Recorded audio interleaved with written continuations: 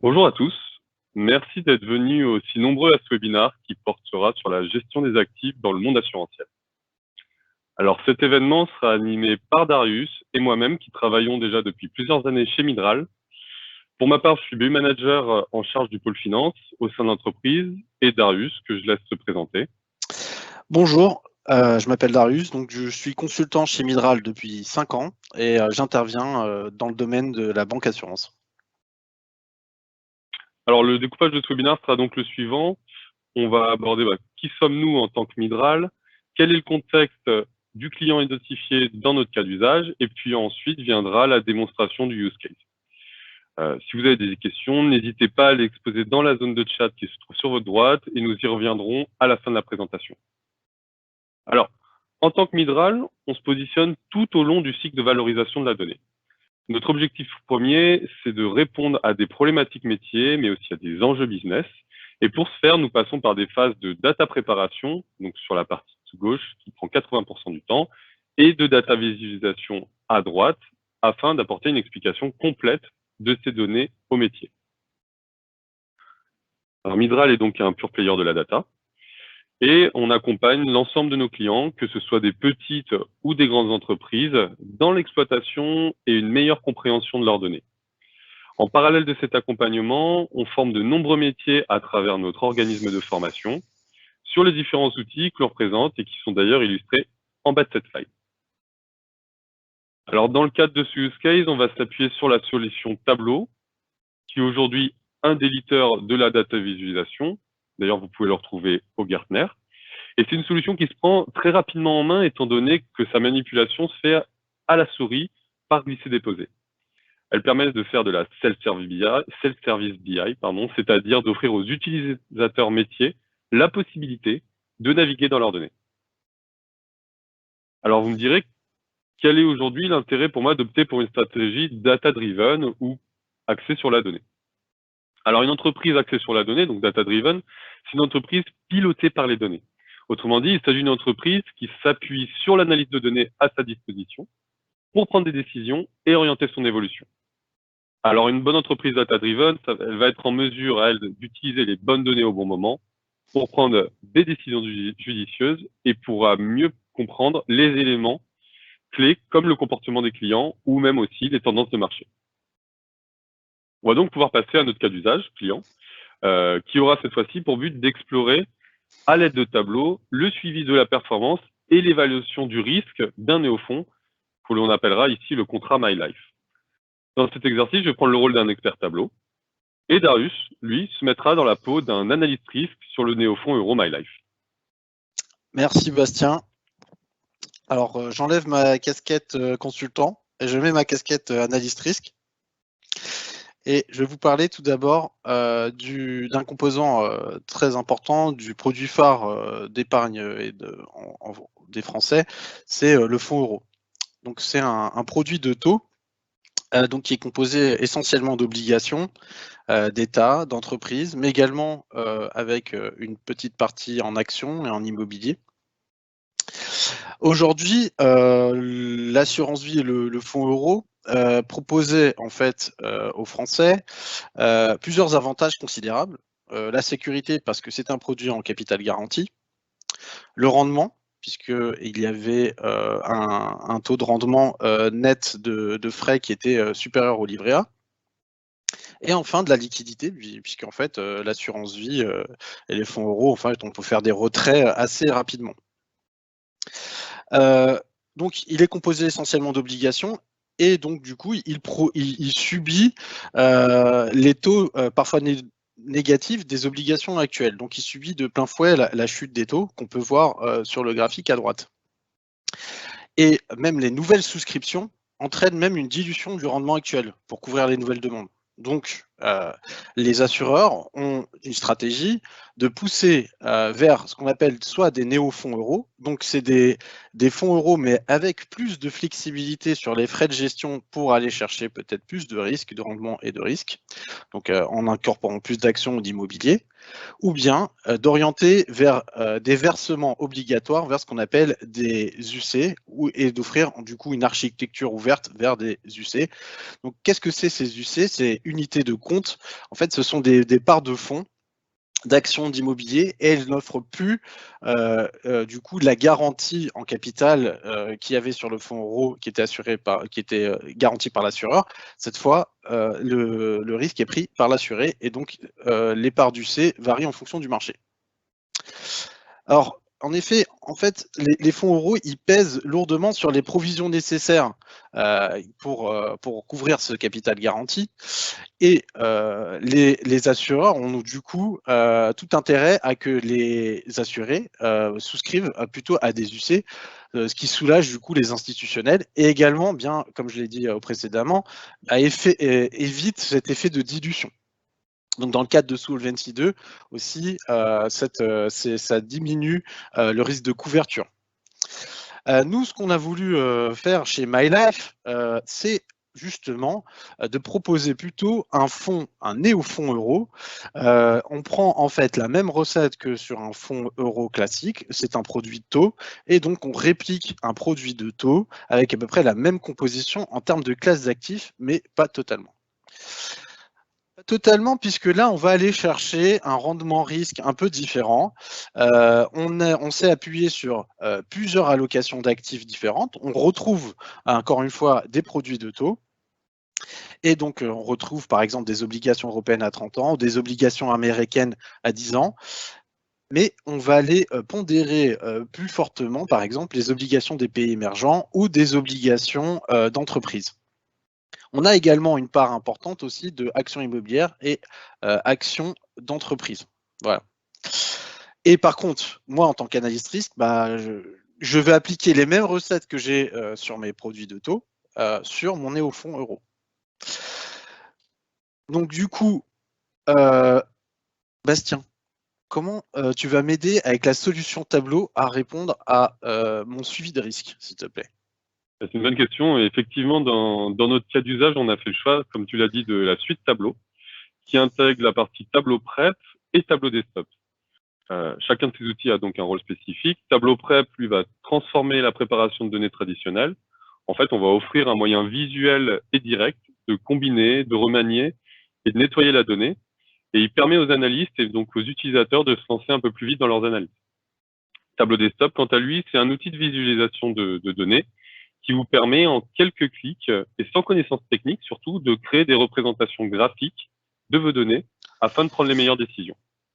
Alors chez Tableau, vous avez 3 catégories d'utilisateurs qui sont donc représentés ici. Vous avez les créateurs qui, eux, vont créer des graphiques et des tableaux de bord. Les explorers, eux, vont explorer eux-mêmes leurs données, comme le veut le titre. Et puis les viewers ont plutôt un rôle de consommateur de la donnée et vont pouvoir, à travers cette consommation de données, prendre les meilleures décisions possibles. Ok, donc c'est une suite très complète, mais concrètement, avec ta suite, comment je vais pouvoir appliquer mes règles métiers? Je vais m'expliquer. En gros, j'ai des données qui proviennent de mon ERP financier, Aladdin. J'ai à peu près 6000 positions que je vais extraire quotidiennement. Je ne vais pas regarder les transactions, hein, puisqu'il y a beaucoup plus de transactions. Et ce que je veux avoir, c'est une vision stock. Et en fait, à chaque fois, je veux prendre mes données financières et les enrichir avec mon référentiel interne. Donc des informations statiques. Par exemple, j'ai des émetteurs qui appartiennent à un groupe d'émetteurs. Eh bien, je veux les enrichir. Pareil, je veux enrichir avec des données qui proviennent de S&P par rapport au rating ou par rapport au LEI. Comment je vais pouvoir mettre en place cette table de faits, en fait, on va dire, avec l'ensemble de mes données financières? Alors, c'est une bonne question. Alors ça, tu vas pouvoir le faire avec Tableau Prep. Tu vas avoir la possibilité de te connecter à plusieurs sources de données hétérogènes. Alors, ça peut être de la base de données classique, comme des données web ou même des fichiers plats, type Excel ou CSV que tout le monde connaît. Et avec ta connaissance métier, on va pouvoir enrichir les données à la bonne granularité pour amener une table de données à plat pour l'exploitation de ton besoin et donc te permettre de faire ton analyse de manière simplifiée. Alors, du coup, j'ai ma table de faits Ça, c'est bien. Maintenant, ce que je voudrais t'expliquer, c'est voilà, mon dashboard, comment je le visualise. En fait, j'aurai une table un peu, ça sera un peu une application. Ce que je voudrais, c'est avoir une vue sur mon portefeuille, sa composition, donc avec les classes d'actifs, avec les ratings, c'est ce que je te parlais tout à l'heure. Il y a après, j'ai des analyses, j'ai vraiment des normes de risque qui ont été définies au sein du groupe MyLife. Et par exemple, je veux connaître quels sont les émetteurs qui ont changé de notation, ou bien quel est le pourcentage de concentration d'un groupe d'émetteurs sur mon portefeuille. Et enfin, du coup, comme j'ai identifié, on va dire, mon risque, c'est de voir le suivi de mes positions dans le détail. Qu'est-ce que tu proposes pour la réalisation de ce dashboard? Alors justement, avec Tableau, on va avoir une approche plus globale et ensuite descendre en profondeur dans la donnée. Notre vision, c'est d'offrir une vue complète de ton portefeuille segmenté par les différents critères sélectionnés, donc, comme tu l'as dit, les indices, les émetteurs ou par rating, et de te permettre ensuite de filtrer avec un simple clic pour voir la composition ou l'évolution de la catégorie sélectionnée. Puis ensuite, dans un second temps, on pourra naviguer entre les vues comme une application et identifier pour la concentration d'émetteurs, les émetteurs en risque ou en défaut. Idem pour la notation et idem pour le changement de rating d'un émetteur. Enfin, avec ces analyses, tu pourras naviguer directement sur une vue ou un graphique qui détaillera les positions pour cet émetteur. Maintenant, ce que je te propose à la limite, c'est d'aller directement sur le tableau de bord que tu as pu commencer à construire avec la version d'essai tableau. Waouh! Non, mais c'est moi qui l'ai fait, du coup. Et c'est effectivement du bon boulot, oui. Merci. Et je l'ai fait avec Tableau. Alors, en fait, quand on arrive sur cette vue, on a vraiment notre vue de suivi de performance. Donc, c'était vraiment ce que je recherchais en termes de restitution avec ma valeur boursière totale de ce portefeuille, MyLife. On a d'autres portefeuilles chez MyLife, mais on a la vision de ce portefeuille, l'évolution en termes depuis le début de l'année avec les différentes variations. Ici, je peux avoir une petite infobulle qui me dit au 15 novembre, donc la dernière date de position que j'ai, la valeur boursière totale est de 12,18 milliards. Je retrouve ici sur la droite, avec la répartition par indice, les allocations d'actifs qu'on avait définies, c'est-à-dire la stratégie. Et puis on peut voir que certainement avec la valeur boursière, eh bien, on dépasse un peu les allocations qu'on s'était fixées, donc la stratégie qu'on avait définie. Notamment, on peut voir sur les pays émergents qu'on voulait 18%, et puis on est légèrement inférieur. Et puis, qu'est-ce qu'il y a d'autre? Donc ça, c'est assez intéressant. Je peux voir tout de suite ma répartition avec à l'intérieur, du coup, ma distribution géographique par rating et mes allocations d'actifs. Est-ce que tu peux aller sur les obligations américaines à 10 ans? Moi, ça m'intéresse d'en savoir plus. Tu m'expliques un peu justement. Ouais, pas de souci. Alors du coup, j'ai cliqué en fait sur obligations américaines à 10 ans, et puis tout de suite, j'ai pu avoir un filtre. Bon, alors l'obligation américaine à 10 ans, en fait, cette allocation d'actifs est assez simple, hein. C'est quelques positions, une dizaine de lignes avec l'évolution, voilà, de notre périmètre. Mais moi, ce qui va m'intéresser, donc ça va être plutôt pour les gérants, je pense. Oula. Oui, il y a un petit effet. C'est effet direct.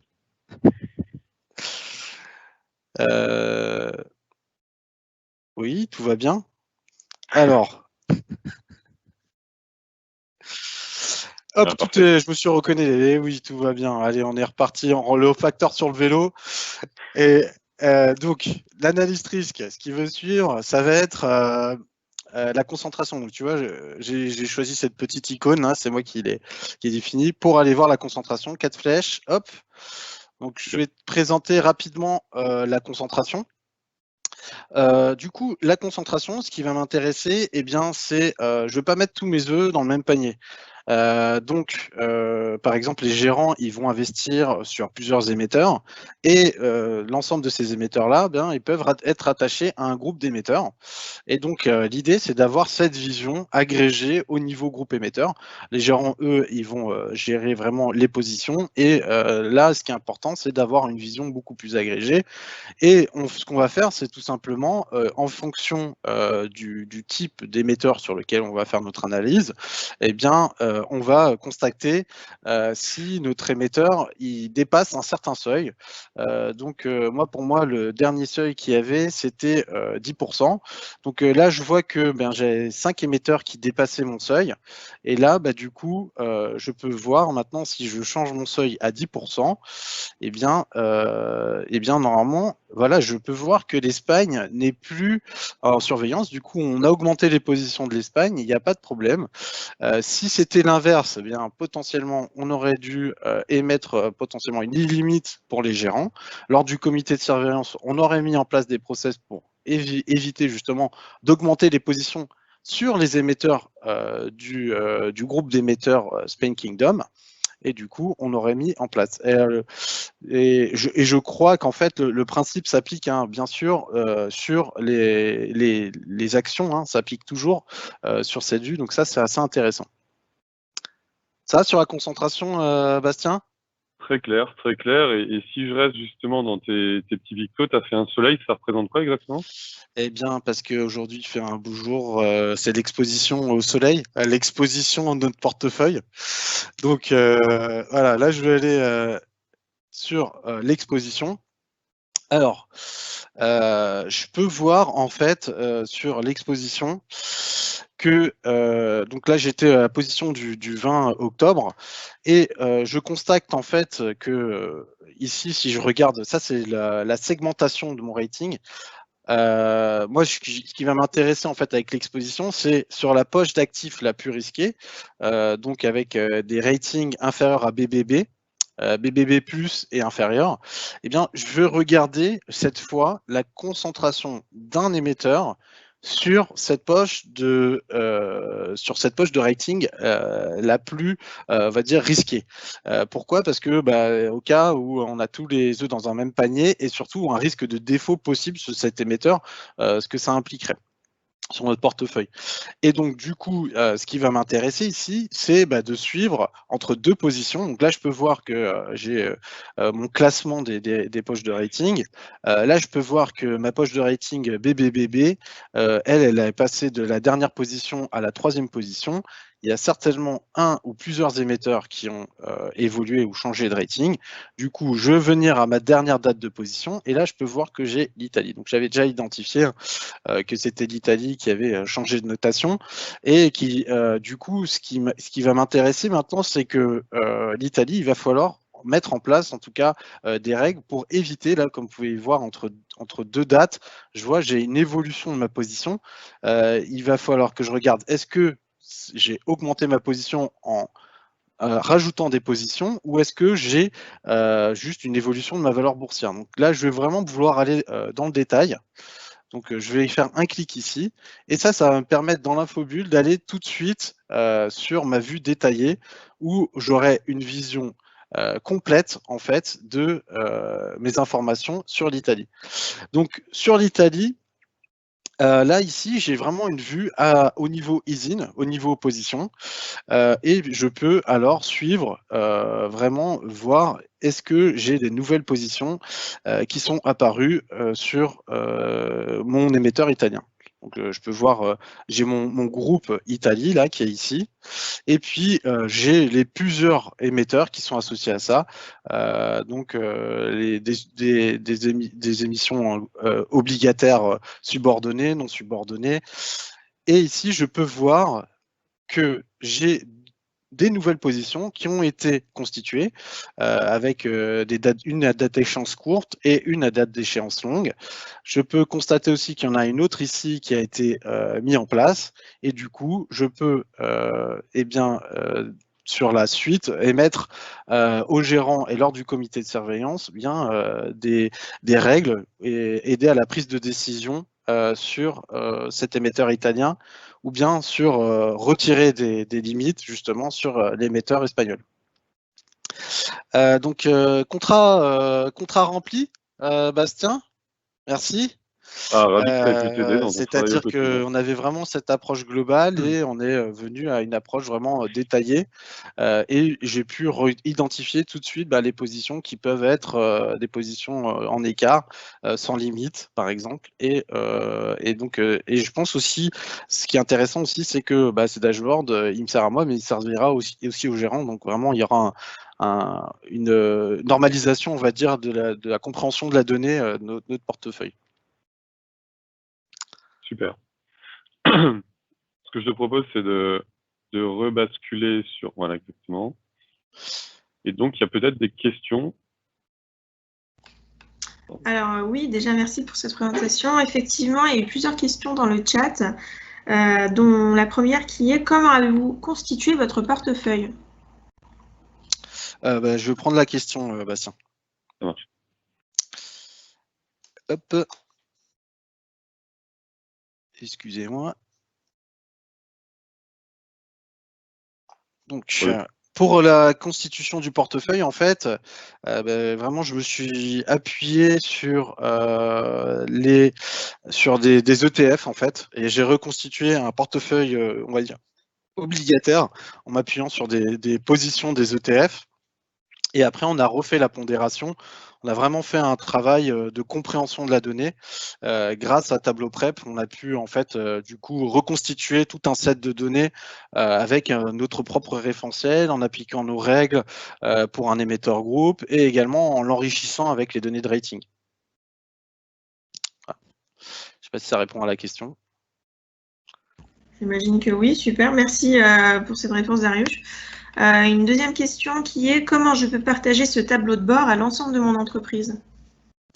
Tu veux que je prenne la réponse, Darius? Je ne vais pas répondre à tout, hein. Ça marche, je prends. Si tu peux rebasculer sur la slide avec les différents types de licences, ce serait assez cohérent. D'accord, sûr. Exactement, merci. Donc, comme j'ai pu l'évoquer chez Tableau, vous avez 3 types de licences. Donc, la licence créateur, explorer et viewer. Et en fait, dans la licence créateur, vous avez la licence Tableau serveur ou Tableau online si vous décidez de partir sur une solution plus online. Et vous allez pouvoir uploader directement soit votre chaîne de préparation de données Tableau Prep, soit vos dashboards Tableau directement sur le serveur. Une fois ces tableaux de bord uploadés sur le serveur, vous allez pouvoir les partager avec tel utilisateur ou tel utilisateur de l'entreprise s'ils ont une licence créateur, explorer et viewer. Donc, ce qui vous permettra ensuite de couvrir une plus grande partie de l'entreprise, tous les métiers, tous les services. Merci Bastien. Et enfin, une dernière question qui est donc, le calcul des performances est-il réalisé dans l'outil? Le calcul des performances, oui, il est calculé dans l'outil, c'est par rapport à la valeur boursière et son évolution à partir du 1er janvier. Si je rebascule ici, hop. Après, on peut aller regarder un peu en détail si vous voulez, mais globalement, en gros, on se fait nos formules et on va aller constituer après les informations via la formule de calcul donc, qui est ici. Et donc, oui, en fait, tous les éléments sont via des champs calculés qu'on crée dans Tableau. Donc là, c'est vraiment la vision du développeur qui va aller constituer ces champs calculés et pouvoir créer en fait à chaque fois ces règles métiers dans l'outil, dans Tableau ou bien dans Tableau Prep. Ça aurait pu être aussi fait en amont.